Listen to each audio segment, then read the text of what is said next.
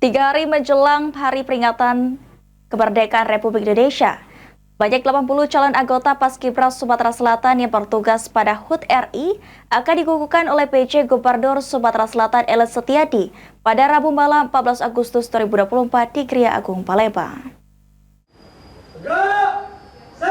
Menjelang upacara HUT Republik Indonesia, Kepala Badan Kesatuan Bangsa Politik Sumatera Selatan Al-Fajri Zabidi yang ditemui usai menggelar gladi resik upacara HUT RI di Gria Agung Palembang mengatakan bahwa untuk persiapan tim Paskibra, Sumsel sudah mencapai 80%. Sebanyak 50 calon anggota Paskibra yang bertugas pada HUT RI akan dikukuhkan malam ini oleh PJ Gubernur Sumatera Selatan Ellen Setiadi. Sebanyak 50 calon anggota Paskibra yang mengikuti diklat sejak tanggal 19 Juli tersebut terdiri dari 25 laki-laki dan 25 perempuan. Ditambahkan Al-Fajri, 50 calon Paskibra ini berasal dari siswa-siswi sekabupaten kota Sumatera Selatan yang diseleksi lebih dari 100 orang. Selama proses pelatihan, para calon anggota Paskibra terus dipantau kesehatannya oleh tim kesehatan guna menjaga stamina fisik calon anggota Paskibra. Seleksi daerah kita monitoring, kemudian yang terbaik dari daerah kita bawa ke Provinsi Sumatera Selatan, kita seleksi,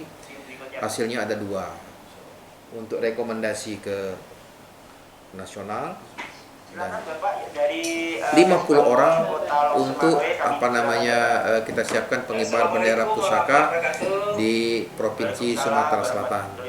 Alhamdulillah sampai saat ini pada saat hari ini sudah selesai gladi kotor dan gladi resik.